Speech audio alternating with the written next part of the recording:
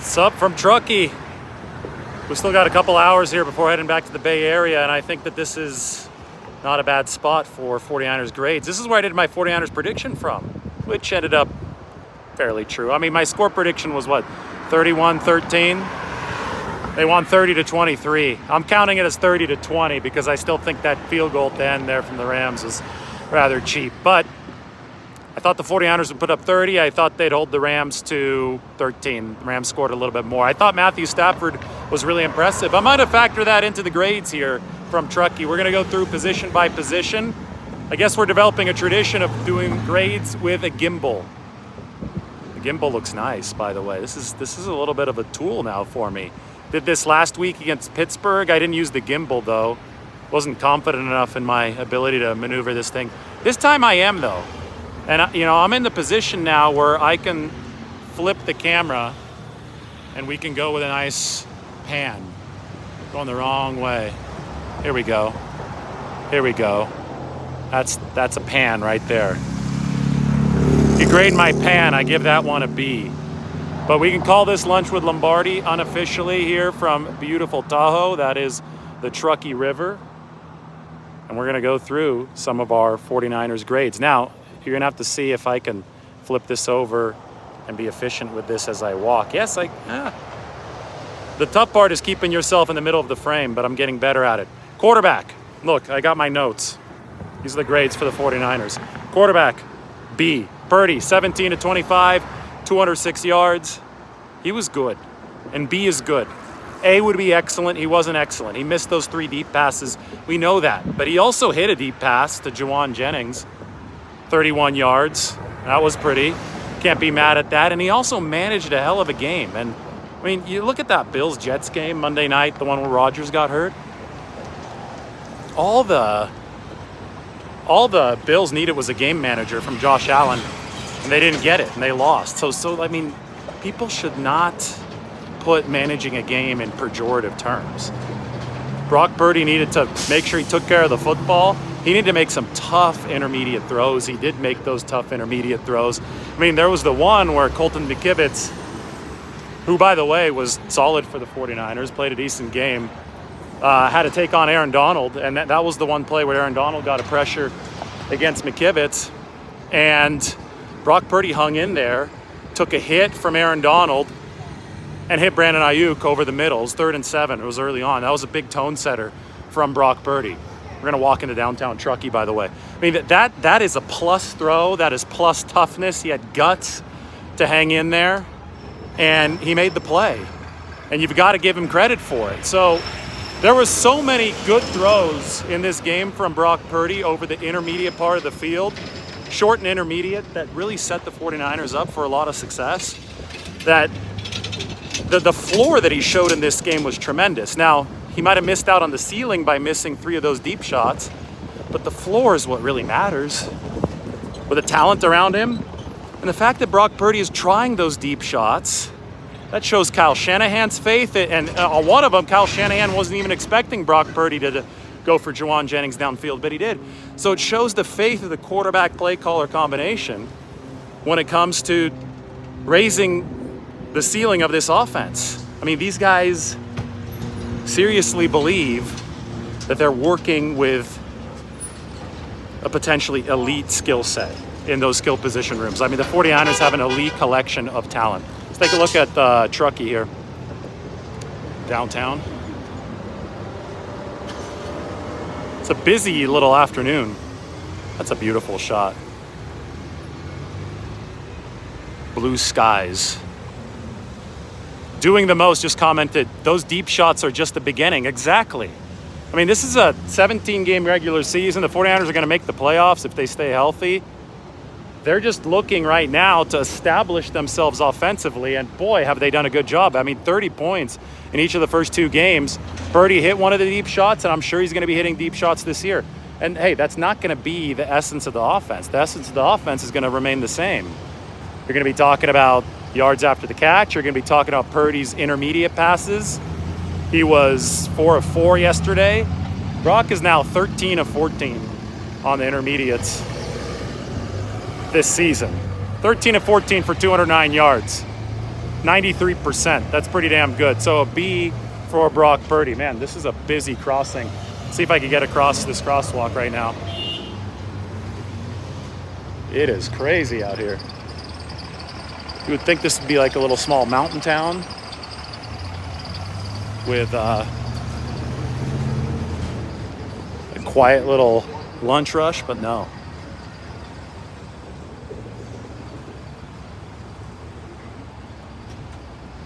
I am right in front of Bar of America. You got that right. Still struggling how to use the, there we go. Figuring out the gimbal. So I gave Brock Purdy an A in the midst of that commotion right there on the main street in Truckee. But even when I walk off the main street, there's like these big trucks here. I guess Monday's service day after the weekend. They got to make sure that all the restaurants are restocked for when the next weekend comes. As you can tell, it's beautiful weather up here. Anyway, Purdy, 13 of 14 on intermediate passes. These are the ones that travel 10 to 20 yards, air yards downfield. 209 yards over the first 2 weeks. He was 4 of 4 against the Rams. He was the best quarterback on PFF's record. That goes back like 20 to 25 years last year with an 80% completion percentage on those intermediates. This year's at 93%.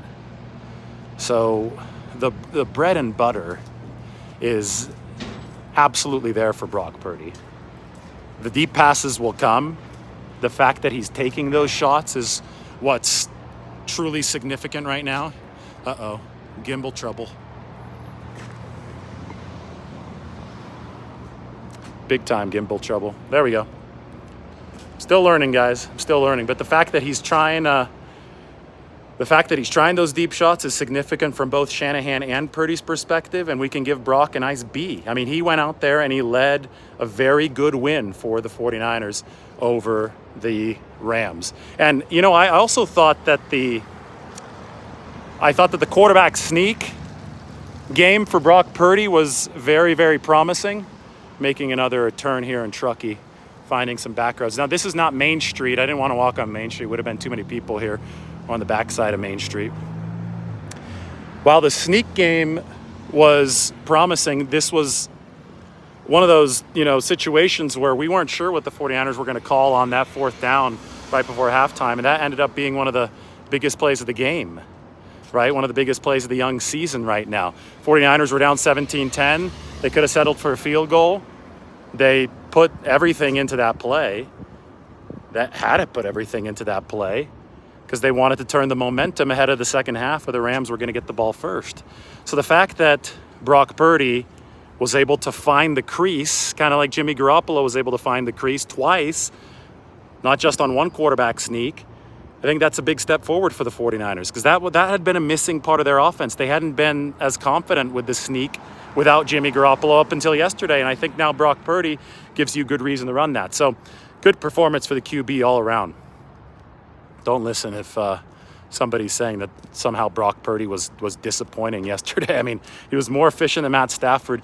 Purdy and Dak Prescott are ranked 1-2 in QBR, actually 1-1. They're tied at 83.7 with QBR for the number one spot in the National Football League. To me, that's really setting up a nice game in week, what's it going to be, week 6? Week 5? Dallas and the 49ers. It's on Fleet Week. It's going to be crazy. All right, we're making our way here through Truckee. Let's see. Running back, A+. Even the 49ers grade. Christian McCaffrey, definitely. That's an A+ if I've ever seen one. He's on pace right now for 2,278 rushing yards this season. If McCaffrey hits that pace, he would break Eric Dickerson's record, 2,105 single-season rushing record. Now, I don't expect McCaffrey to keep on playing as much as he has been playing because Kyle Shanahan himself said the workload was a little intense here over the past couple days, but Christian's been able to handle it so far. The thunder and lightning combination with Deebo Samuel was awesome. Dominated the Rams, dominated Witherspoon even when Witherspoon tackled him. A+ for the running backs, and that's because of Christian McCaffrey yesterday. Receivers, I'm going to give him an A-. And, we could talk about Ayuk. We're waiting on the firmer prognosis on the shoulder injury. I've talked about Deebo Samuel. I wrote about him and Christian McCaffrey. I mean, Deebo was awesome as well. Deebo and Christian are really interchangeable, which I think has just taken this 49ers offense to the next level. But we have to start with Juwan Jennings at receiver. I mean, he's so tough as nails, and he's so underappreciated for the 49ers. Juwan, they send him in motion so often to block, and those are difficult blocks to find your target. When you're moving at full speed in motion at the snap, that's technically difficult to execute, but B, just to make sure that you're in line with the snap, there's not a false start, there's no illegal procedure penalty. But where it's really, really impressive is when he finds his guy to block, the way he can target him and actually deliver the contact in a way that effectively leverages the 49ers running play.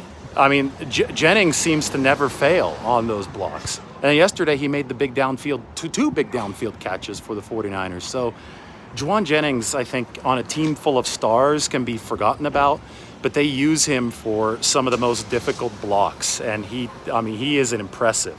Juwan Jennings yesterday had a hell of a game for the 49ers. He always seems to show up against the Rams. That's the big thing with Juwan. I mean, I still remember those big catches on the out routes against the Rams in Week 18 of the 2021 season. Caught the game-tying touchdown from Jimmy Garoppolo there to save the 49ers season. I mean, Juwan yesterday was nails, and I'm going to give the receivers, I think I said A-. Yeah, I'm going to give the receivers an A-. I know Ayuk got hurt, so it's not his fault that he got hurt, but still, it just kind of dings the score a little bit. It wasn't as good of an experience for the receivers because of that. So still really good, though, between Ayuk, Samuel, and then Juwan Jennings getting the job done for the 49ers at receiver. Check this out. If I could turn this gimbal the right way. Look, it's the old jail museum here in Truckee. Let's walk up to it. Check it out. There's a lot of cars here. I gotta watch myself. Now, the coffee shop next to this old jail museum is where I wrote my article yesterday after the game. The old Truckee jail, built in September 1875, used until 64. This thing was open later than Alcatraz. Alcatraz shut down in the 50s.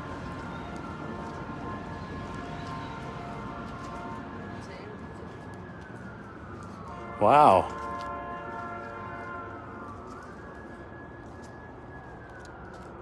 So this used to be a jail. I was not in the jail yesterday, no. Where I was, though, was right here, right next door. And we're going to get onto the offensive line grades here in a second, I promise. Then we'll move on to Main Street here in Truckee. Giving you guys the back tour. Little back alleys. Right there. Coffee bar. Small town, small coffee shops, small jail. Coffee bar, though, was good. It was very good. Enjoyed it yesterday. The Wi-Fi was working.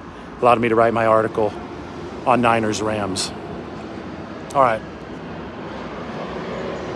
Gimbal trouble. Sometimes you just have to trust how this thing's going to move, but even if you trust it, it doesn't move the way you want it to. I think it's just like a feel thing. To develop a better feel for the pocket like Brock Purdy has over the course here of his 1 year, calendar year or so playing NFL games. We're moving on to the offense. No, tight ends. Tight end's A. Tight ends get an A just because of what George Kittle did. Took out 3 dudes. It was like a domino effect block on Deebo Samuel's touchdown. That was awesome. George has come out firing this year.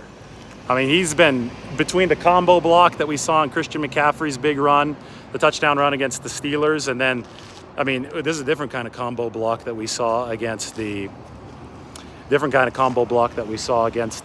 Rams, where he just takes out 3 guys on his own.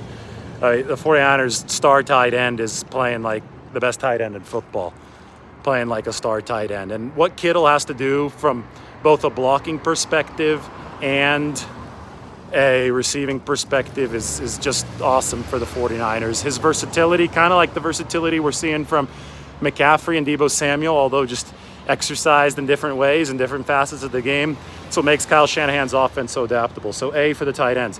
Offensive line, all right, this is where people are going to start to argue probably a bit. I'm sure you already are in the comment section, but I'm not reading it because I don't really care about reading the comment section while I'm walking around downtown Truckee.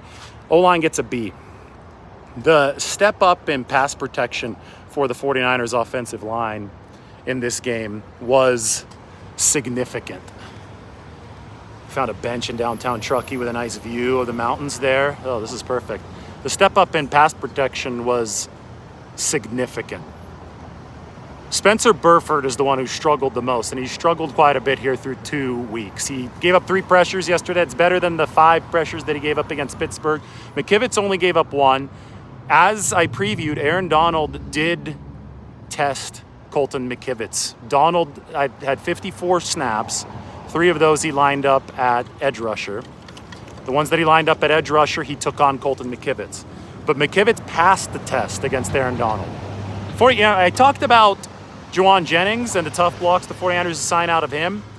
The Purdy 3rd and 7 play, where Purdy delivered while getting hit by Donald when Donald kind of beat Colton McKivitz. 49ers actually had Juwan Jennings chip Aaron Donald at the start of that play. It's a really tough ask for a wide receiver to chip Aaron Donald, but he did it, right? I mean, and he did it well, got that chip in, still ran his route. And what that chip did is it helped knock Aaron Donald enough off course to where it helped Colton McKivitz not fully lose the rep. I'm not going to say that Colton McKivitz won the rep because Brock Purdy still got hit by Aaron Donald, but he didn't fully lose the rep.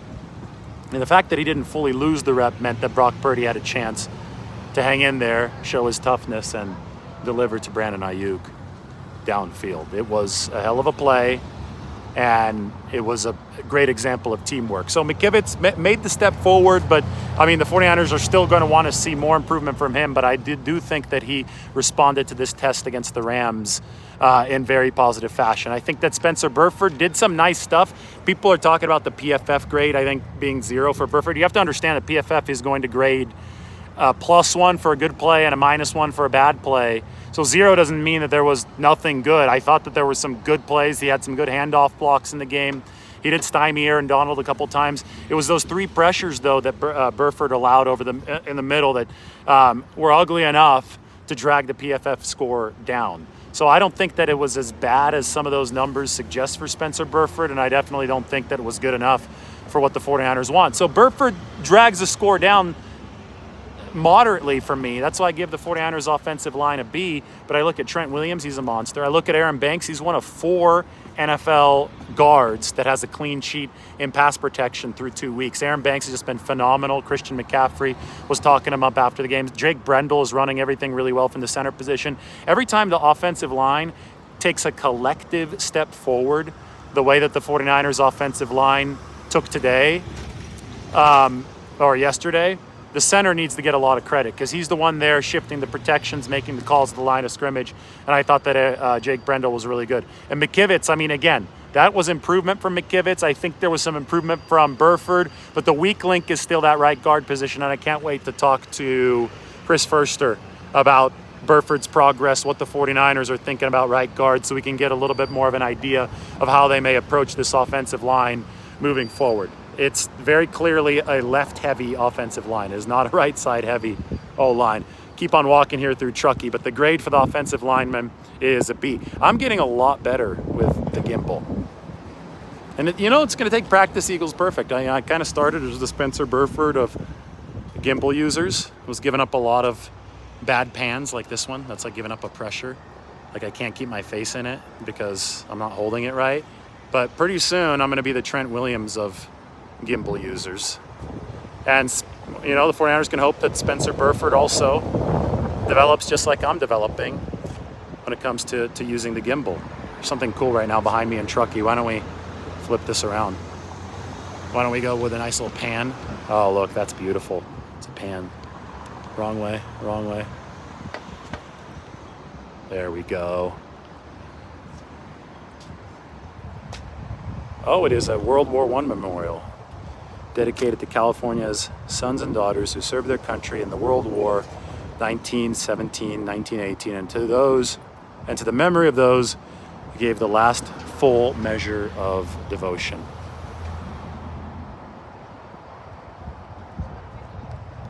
Very nice. They say this building was established in 1900. And now it says it's the phone building. It has an AT&T sign on it. Little Truckee mural. Walk up to this one. Cool mountain town, a stop on the Transcontinental Railroad. I swam in Donner Lake today. It was getting chilly, but I didn't need the wetsuit. I didn't bring it. And it was fun. Where should I go to lunch here in Truckee, by the way? Do a video from a lunch spot. Why don't I stand in front of this Truckee mural for a little bit? Good town to do a video from. Flip this around. What are we on? Defensive line? Yeah, I think we're on D-line, right? We're on D-line. We'll do it by the Truckee mural. With a guy with his skis. I love that. We're in ski country. We're near where the 1960 Olympics were. Lake Tahoe. All right. D-line, I got an A. Let me talk about Javon Kinlaw. He might deserve his own video. Javon Kinlaw, 4 pressures for the 49ers. He had 2 last week, so he's got 6 through 2 games. Kinlaw is exactly as the 49ers advertised in his supplementary D-line role. No longer a starter. He's getting to work kind of in between the gaps there. Javon Hargrave, by the way, had 5 pressures. He was awesome. Remember that one where he almost took down Stafford before Stafford handed it off? You saw the explosiveness, the get off. Somebody like Javon Hargrave, the fact that he's able to get off the snap as quickly as he does with the size of his lower body, because he's a fire hydrant in there, that combination is not normal. And yesterday was a really special game from Javon Hargrave. On top of that, you've got Kinlaw as your B-lister along the defensive line, and he's playing in a fashion that the 49ers predicted he would play in this offseason if he could stay healthy. They said, hey, if he could keep the knee healthy, the leverage is going to be there and the explosion is going to be there. Kinlaw's done a ton of Pilates. You can tell that the flexibility is on a level that it wasn't at before. So health plus added dexterity for Javon Kinlaw, plus the fact that he doesn't have the pressure of playing on that first team offensive line. He gets to kind of fill in the cracks there with the second team. I mean, he's turned into a secret weapon for the 49ers. He really has. I saw somebody just comment that. So great stuff from Javon Kinlaw. Nick Bosa, he's the NFL's 3rd highest graded defender, behind only Micah Parsons and Jesse Bates. So that's something that I think a lot of people who are just watching this game casually, they're like, oh, he doesn't have enough sacks. They're not understanding that Nick Bosa is taking a huge, huge impact on these games. And, I mean, teams are going after the 49ers with the short game. We saw it with Stafford yesterday. Didn't end up working for the Rams. The 49ers ended up preying on Stafford's passes, turned into a couple interceptions late, especially the Diamador Lenore pick late. But what that's doing is it's keeping Nick Bosa off of the standard stat sheet. But the advanced stats and the grades have him as one of the top defenders in all of football. And that's before he's in full game shape. That's still going to come here over the course of this month. So Bosa, awesome yesterday. Javon Hargrave, awesome yesterday. Javon Kinlaw, really good yesterday. This defensive line didn't have the shot it had to impact the game that it normally has until the second half. But once that shot came, they delivered. The problems were at the linebacker level and in the secondary in the first half. The 49ers weren't delivering good zone fits. See, rush fuels coverage, but coverage also fuels rush, right? You have to have both. And when a team is going quick game like the Rams, when Stafford's kind of trying to carve into the zone, the defensive backfield, the back 7, they've got to fill their zones in the appropriate way with the right press coverage and the right, they have to be defending in an airtight way so that it encourages Stafford to double clutch. If he has to hold for more than a hitch, that's when Bosa and the defensive linemen get recognized. Unfortunately for the 49ers front, it took about a half, right, for the back end to figure things out. It took some blitzing. It took some adjustments from Steve Wilkes for stuff to get figured out there in that second half. So I'm on the backside of the monument here. Man, See, my gimbal usage is still leaves something to be desired. It really does. This is tough. This is really tough. I'll get better, guys, I promise. At least you guys get the scenery right now. Here, backside of the World War I monument with the eagle. It says it's the Victory Highway Monument. Originally sited on Old Highway 40 near the California-Nevada state line.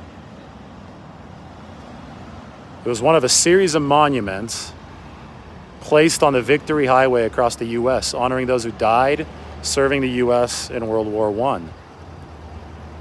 That is really cool. Permanently installed at this location in 2015. A little bit of history there. They had a Victory Highway after World War I. All right.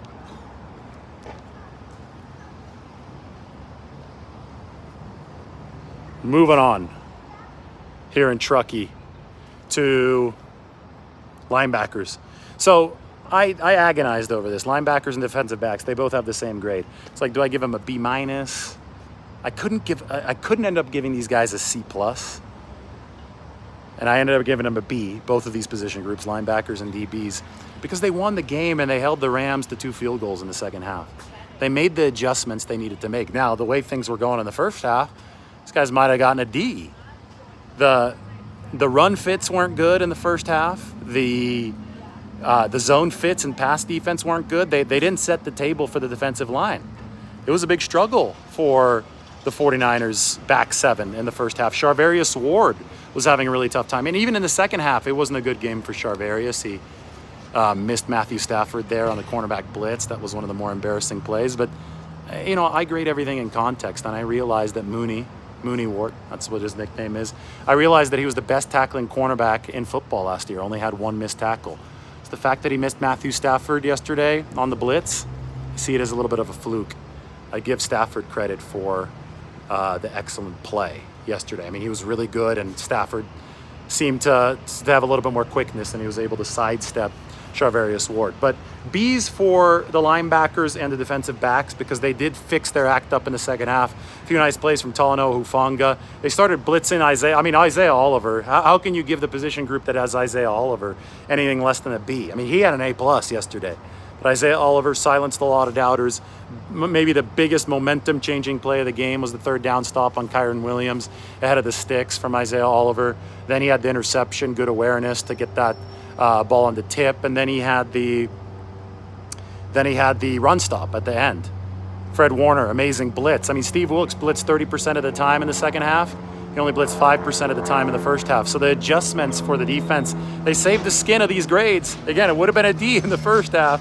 Wasn't great. It took them a little bit longer to figure it out, but you got to give credit to Matthew Stafford. He was carving in the first half. It's hard to beat an offense that executes perfectly. Now, the thing is, when they're so afraid of your pass rush that it's all quick game and no explosives, the probability is that they're not going to be able to string together an infinite amount of plays without an error. That's the problem with not having explosive plays. And the Rams settled for no explosives yesterday. They just wanted to nickel and dime their way downfield. Well, by the second half, it all went to hell for the Rams. That's when the picks happened. That's when Diomito Lenore started stepping in front of passes. That's where the 49ers salvaged their grade on the back end. A B for the DBs and a B for the linebackers. I did not agree with the Dre Greenlaw penalty in the first half. That one preceded that Rams touchdown.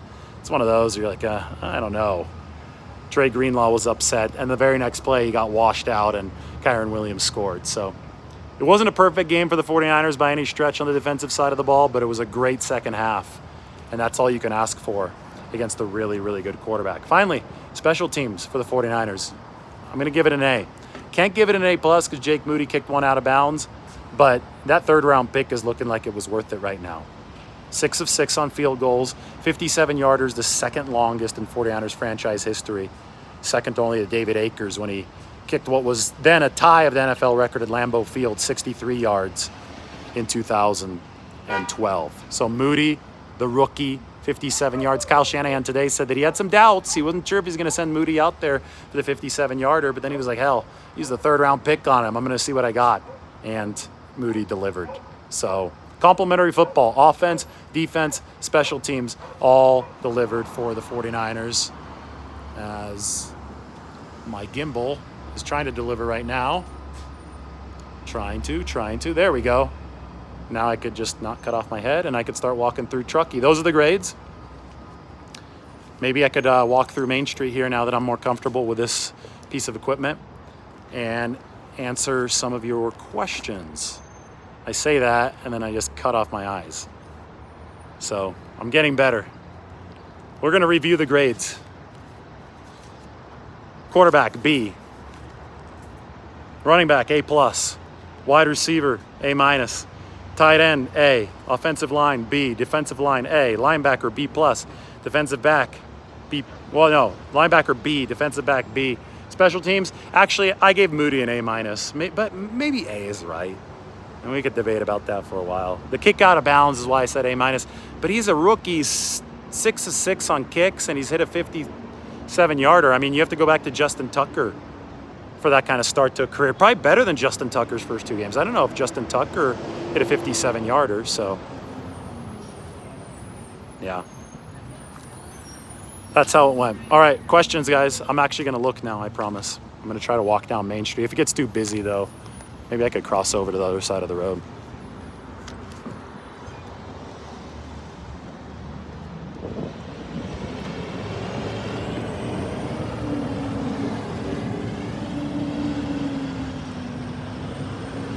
Coaching grades. Well, you got to love the adjustments that Steve Wilks made. I thought Kyle Shanahan came out with an awesome game plan against a good Rams defense. Remember that the Rams only allowed 12 yards of total offense to Seattle the week before. So the 49ers offense came ready to play. Chris Furster had that offensive line improving for the 49ers. And defensively, yeah, Steve Wilks, I think it was a feeling out process. Sean McVay is definitely a tougher offensive coordinator to go against than Matt Canada of the Pittsburgh Steelers. So McVay calling the plays on the other side of the ball made it tough in the first half for Wilks, but the personnel ended up winning out for the 49ers, and Wilks did what he had to. He dialed up some good blitzes. It was a great chess match there in the second half. So I'll give Wilks a B. First half could be better. Second half was really good. It was great, I would say. And I give Shanahan an A. I mean, the offensive game plan was damn good for the 49ers in this one. Somebody asked about coaching grades. We're in Truckee, by the way, those of you just joining. No word on Ayuk status. Don't have any injury updates on that front for you. It would be nice to see more of Mason, TDB, and Ronnie Bell on Thursday. I think you will see more of, you'll see more of Elijah Mitchell. Let's put it that way. Kyle Shanahan said as much today. Puka Nacua, good player. Not many teams can quick pass like the Rams because not many teams have Matthew Stafford, who's one of the elite quick pass carvers in the game. But he caught up to even him. By then, the 49ers were sitting on it. They got 4 pick sixes in 4 years against the Rams leading up to this season. Yesterday, Diamond Lenore got one of the 2 interceptions. So, I mean, it took a while, but the 49ers outlasted the Rams. The game plan worked. That's why you see a lot of good grades across the board. That's why all those freakouts don't really hold much water. A lot of freakouts on the internet, right? But it's like, come on, guys. One half of football does not a Sunday make. They could get a pick six, and the next time they play the Rams to extend the streak to 5 years, be the first NFL team to do that against an opponent. 5 straight years of pick sixes. One more chance for the 49ers. Impressions of the New York Giants so far? Well, they came back against Arizona yesterday. That was an impressive win. They were down what? They were down 3 or 4 scores. They came back to win. They've got, I don't know if they're going to have Saquon Barkley, though. I know that he sprained his ankle, and he's a big piece of that Giants offense.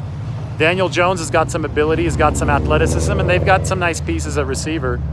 But I think for the most part, the 49ers are favored by 10, and they should be favored by 10 for Thursday night's game.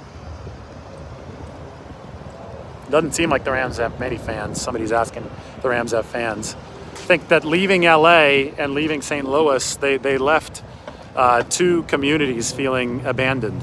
And leaving LA for the Rams, well, that made sure that the 49ers would become the dominant team in Southern California as far as attracting the fans goes.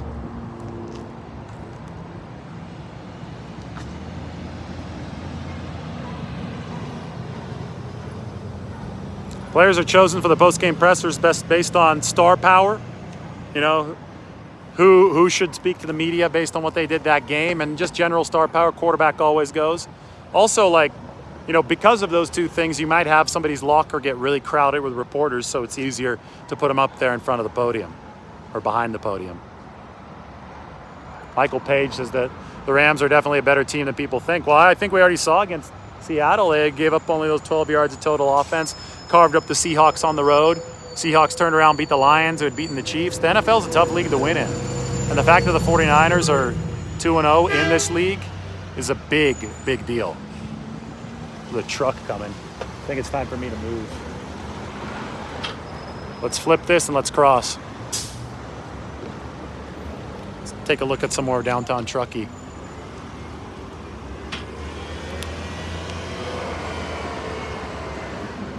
Now this gimbal. Thanks, man. Ooh, it's going crazy. It's a little shaky right there. All right, it reset. We're good. Going on a little walk here down Main Street.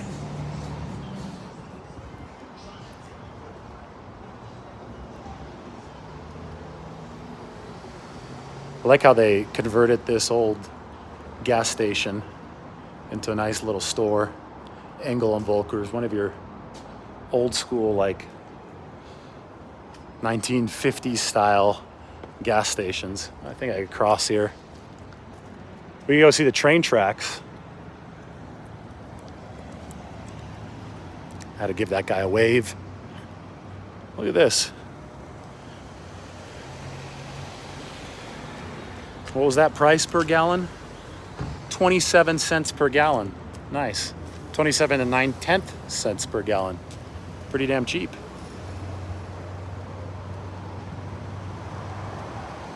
Gimbal's probably gonna go crazy on me right now. I get it in these weird spots where it's like, what are you doing, David? So we're gonna go by the train station right now. This is like one of the stops on the Transcontinental Railroad. Obviously, one of the toughest or the toughest stretch to build was over the Sierra Nevada.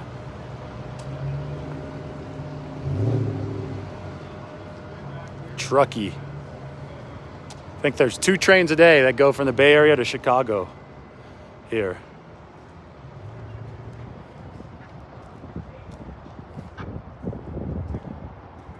What do I think about Cleveland Farrell? I think Cleveland is a really good run defender. I think the 49ers have been really happy with Cleveland Farrell's run defense. There's the Transcontinental Railroad.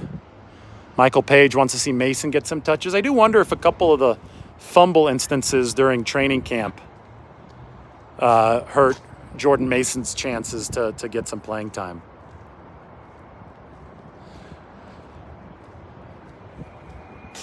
We have some people not happy with the personal foul call on Dre Greenlaw. Mitchell and Ness just went through Truckee. Awesome. It's Purdy. No, Purdy doesn't remind me of a young Russell Wilson that much. I get it. He's got some elusiveness. That's what Russell was built on. But Russell's problem throughout his whole career, he wasn't efficient early on. I mean, he was a decently efficient quarterback, but he was extremely carried by his defense. Russell Wilson early in Seattle, Legion of Boom, right? I think there was some resentment there once they started backing Russell Wilson with all the money from the defense because they realized that they had carried him early in his career. With the 49ers, you got a true juggernaut where Purdy's leading an offense that's scoring 30-plus points a game because he's better from the pocket than Russell Wilson ever was. Purdy's better than Jeff Garcia ever was. Like, people are saying a young Jeff Garcia, but Jeff Garcia was never as efficient as Brock Purdy is now. Jeff Garcia, he was more spastic with the way that he played. There was a little bit more unpredictability. Purdy is just solid. There's true stability there, and he's great from the pocket. Russell Wilson always struggled to see the middle of the field, and he still does. So that's why Russell has declined, is because he's lost some of the athleticism because he's been a big off-schedule kind of quarterback, right? So the off-schedule nature of Wilson's play makes him reliant on moving around. And he doesn't move around as well as he used to. So I think you look at Purdy, he obviously can move around, He's got an elite burst. We've talked about that, but he's not reliant on it, and he can also deliver from the pocket. He's been so good. I mean, Russell Wilson was never in the ballpark of over 80% completion percentage on intermediate passes. And that's where Brock Purdy is. So the Purdy-Wilson comparison is a very incomplete one, in my opinion. That's a good comment. Purdy is Purdy. Wait 2 more years to complain. Purdy has more in common with Brady's style of play, but with cat-quick movement. That's a really good one. I like that. Jeff Garcia still has the 49ers season passing yards record, says Roy. Purdy is himself, and he's making his own name, says Ronnie. I'm going to do a preview of Giants 49ers in a separate video. I have yet to fully delve into my Giant studies. I'm going to go, Margot's working at the coffee shop here in Truckee, so I'm going to go cross the bridge again, cross the railroad tracks. We'll go do that. And I'm going to start studying the Giants in the coffee shop. Take one more look here, downtown Truckee. It is an epic day here. Somebody just said epic. I agree. This is awesome.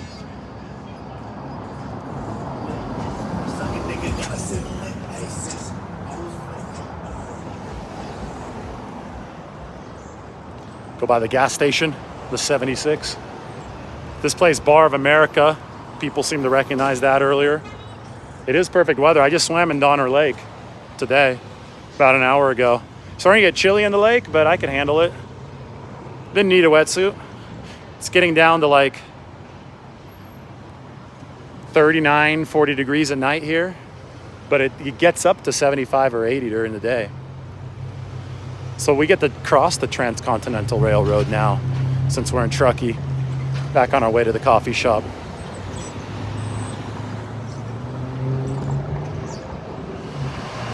I am not having a Donner party, no. All right, I think I'm gonna have to hurry because there might be a train coming in the distance. Yeah, there's a train down there. You guys see the light? That sucker's on his way. I better hurry.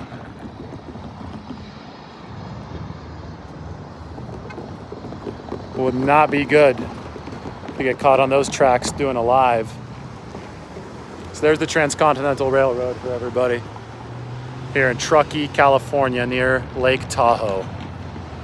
I do have a TikTok, yeah, Lombardi himself. You could follow me there.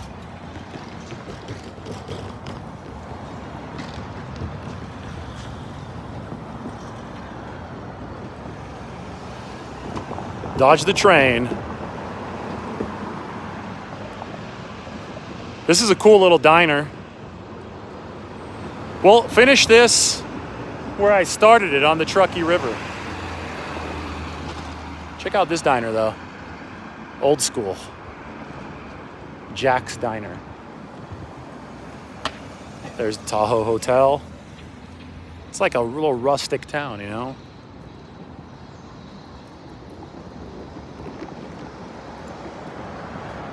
Yeah, Margot's working. She has a job. She's working at the coffee shop right now. At the Dark Horse, right? We're probably going to see her here through the window. It does kind of look like a Hollywood set. Wait till you see this river that we walk by right now. I think Margot's down there somewhere in that window. We can't see her though. It's all good. We're going to go to the Truckee River and then call this a show.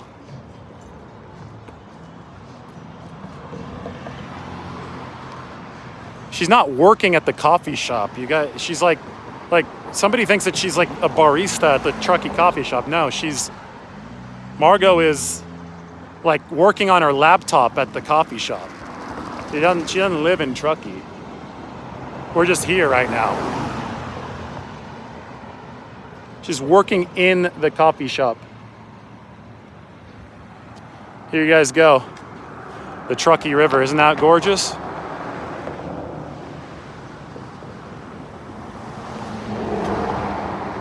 Nice shot.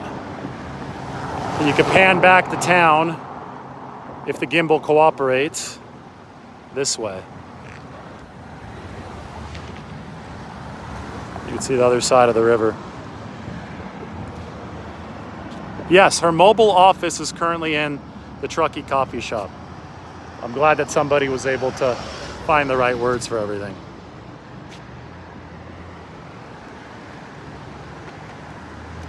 All right, hope you guys enjoyed the view. I'm gonna give you guys one more recap of all these grades here as I walk back.